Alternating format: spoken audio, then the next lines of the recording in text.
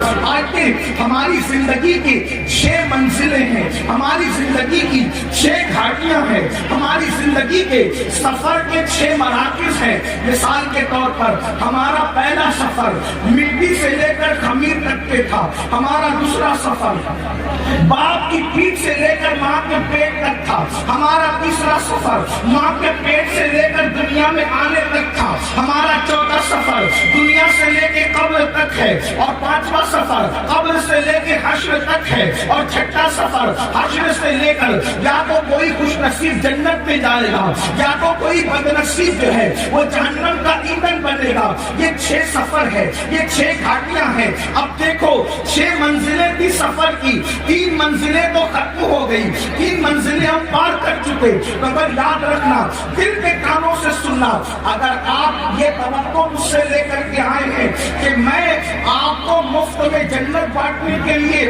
بشارتیں دوں گا، تو آپ یہ فکر اپنے دل و دماغ سے نکال دیں۔ اس کی وجہ یہ ہے کہ میں نے آپ کی خوشی کی کوئی بات نہیں کرنا، میں نے تو مولا کی خوشی کی بات کرنا ہے، اس لیے کہ مجھے بھی اللہ کی رضا چاہیے اور آپ کو بھی چاہیے۔ یاد رکھیے گا، اللہ اکبر۔ لیکن جو لوگ سن سکتے ہیں ذرا توجہ سے سنیں، 3 منزلیں ہم طے کر چکے ہیں، مگر تینوں منزلوں میں اعمال کا کوئی عمل دخل نہیں ہے۔ مٹی سے لے کے خمیر تک لانا اللہ کا کرم ہے، اس میں عمل کا کوئی عمل دخل نہیں ہے۔ اس کے بعد باپ کی پیٹھ سے ماں کے پیٹ تک آنا، اس میں بھی انسان کے عمل کا کوئی دخل نہیں ہے، یہ اللہ رب العزت کی مرضی اور مشیت ہے۔ اس کے بعد جو ہے اللہ اکبر، ماں کے پیٹ سے دنیا میں آنا، اس میں بھی عمل کا کوئی دخل نہیں ہے۔ لیکن اب دنیا سے جو قبر بہتر ہوگی، اس میں اللہ نے عمل کو ذریعہ قرار دیا ہے۔ ایمان کے بعد عمل صالح، قبر اسی کی سنورے گی جس کے اعمال بہتر ہوں گے، حشر اسی کا سنورے گا جس کے اعمال بہتر ہوں گے، جنت میں وہی جائے گا ایمان کے بعد جو اچھا عمل کرے گا۔ اب آئیے نا، ہماری زندگی کی 3 گھاٹیاں باقی ہے۔ نمبر 1 قبر، نمبر 2 میدان محشر، اور نمبر 3 یا تو جنت ٹھکانا ہوگا یا پھر اس کے علاوہ۔ اللہ اکبر، اندازہ فرمائے میرے آقا صلی اللہ علیہ وآلہ وسلم کے دیوانوں، اب مجھے بتاؤ دنیا کے اندر ہم کتنی غفلت میں زندگی گزار رہے ہیں، دنیا کے اندر کس قدر غفلت کا شکار ہے۔ کوئی دکان کر رہا ہے، کوئی مکان کر رہا ہے، دنیا کے اندر اتنے ڈوب گئے، اللہ کا نام لینے کی فرصت نہیں، اللہ کی عبادت کی فرصت نہیں۔ آئیے میں بہت طویل گفتگو نہیں کروں گا، لیکن ایک بہت اہم بات آپ کے کانوں سے گزارنا چاہتا ہوں۔ اللہ اکبر، اللہ اکبر۔ ایک مرتبہ سیدنا عیسیٰ علیہ نبینا علیہ السلام اپنے حواریوں کے ساتھ یعنی اپنے ساتھیوں کے ساتھ ایک بستی سے تشریف لے جا رہے ہیں۔ جب آپ بستی سے تشریف لے جا رہے تھے تو آپ نے کیا دیکھا کہ بستی کے لوگ سب کے سب مر کے عہدے پڑے ہوئے ہیں، عہدے منہ پڑے ہوئے بستی کے اندر۔ اللہ کے پیغمبر حضرت سیدنا عیسیٰ علیہ السلام نے پوری بستی کو عہدے منہ مردہ پڑا ہوا دیکھا تو حضرت عیسیٰ علیہ السلام نے ارشاد فرمایا اپنے حواریوں سے کہ دیکھو اللہ کا عذاب آ گیا اس بستی پر، یہ بستی اللہ کے عذاب کی وجہ سے ہلاک ہو گئی، اللہ نے ان کو مار کر عہدے منہ ڈال دیا ہے، اللہ ان سے ناراض ہے۔ اس وقت حواریوں نے پوچھا اے اللہ کے مقدس نبی یہ بتائیں کہ آخر کس جرم کی وجہ سے ان پہ عذاب آیا، عذاب آنے کی وجہ کیا ہے؟ تو حضرت عیسیٰ علیہ السلام نے پوچھا مولا میرے حواری یہ جاننا چاہتے ہیں کہ ان پر عذاب کیوں آیا، عذاب آنے کی وجہ کیا تھی؟ تو اس وقت اللہ رب العزت نے وحی فرمائی عیسیٰ جب رات تاریک ہو جائے، جب رات اندھیری ہو جائے تو اس وقت رات کی تاریکی میں آپ آواز دیجئے گا، آپ آواز لگائیے گا، تب آپ کو یہ بتائیں گے کہ کس وجہ سے ان پر عذاب آیا، عذاب آنے کی وجہ کیا ہے۔ اللہ اکبر، جب رات تاریک ہو گئی تو حضرت سیدنا عیسیٰ علیہ نبینا علیہ السلام نے ایک آواز لگائی بستی والوں یہ بتاؤ کس وجہ سے سے تم عذاب میں گرفتار ہو گئے.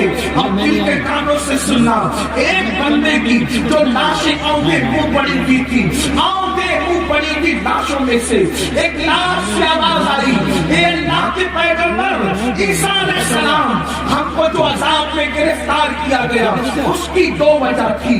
نمبر ایک, ہم دنیا کی محبت میں مبتلا تھے, ہم دنیا کی محبت میں گرفتار تھے.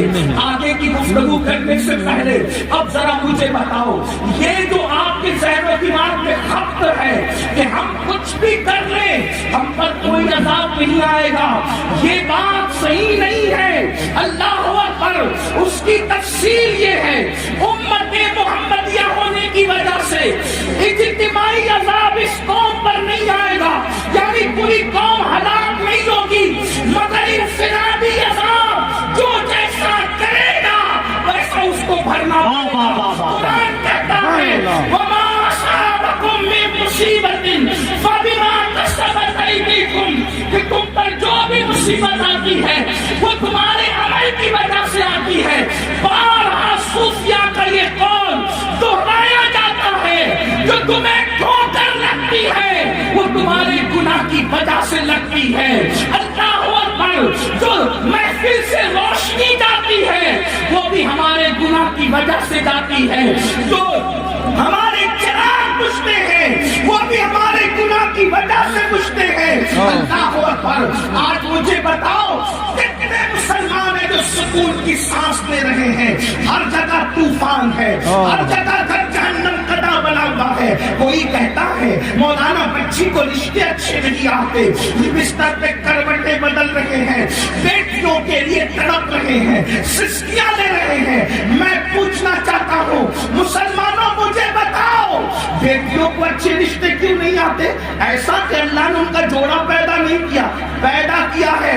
بہنیں ماں اور آپ بھی سن لے, جو اللہ درخت کے پتوں کو بے جوڑ پیدا نہ کرے, جو اللہ چوٹیوں کو بغیر جوڑے کے پیدا نہ کرے, جو اللہ پورا پھلوں کو بے جوڑ پیدا نہ کرے, جو اللہ سر کے بالوں کو بے جوڑ پیدا نہ کرے, جو اللہ ستاروں کی انجمن کو بے جوڑ پیدا نہ کرے, جو اللہ سمندر میں قطروں کو بے جوڑ پیدا نہ کرے, وہ تمہاری بیٹی اور بیٹے کو بے جوڑ کیسے پیدا کرے گا؟ لیکن یہ رشتے کیوں تھمے ہوئے ہیں؟ کہا کسی نے باندھ دیا ہے. میں کہتا ہوں یاد رکھنا, میٹر کچھ بھی ہو, میری نظر تمہاری گفتگو پر نہیں. ہم تو مصطفیٰ جان رحمت کے غلام ہیں.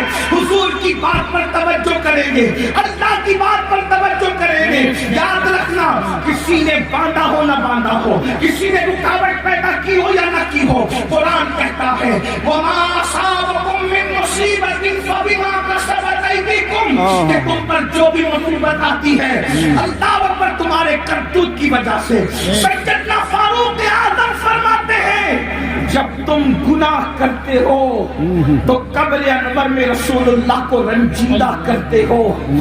جو قوم اپنے نبی کو قبر انور میں اذیت پہنچائے وہ قوم بستر پر سکون کی سانس کیسے لے سکتی ہے؟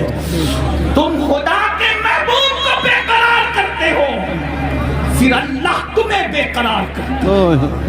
نیند کی گولیاں کھا کر بھی تمہیں چین کی نیند نہیں, اس لیے کہ تم نے گنبد خضرا میں خدا کے محبوب کو بے چین کیا, حضور کو بے قرار کیا.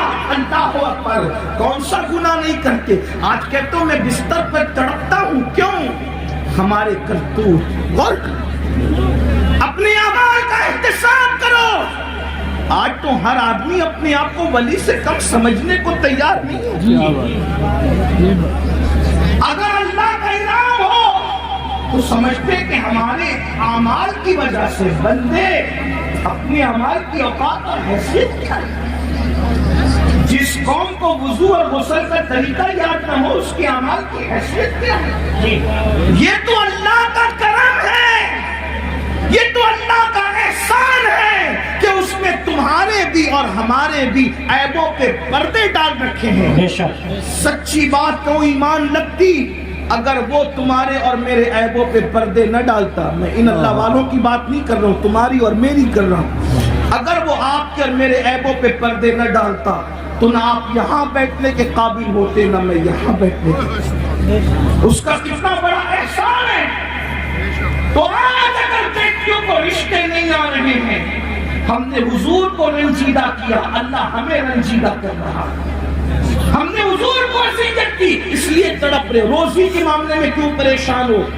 روزی کے معاملے میں کیوں تڑپ رہے ہو؟ حضور کو اذیت دے رہے ہو۔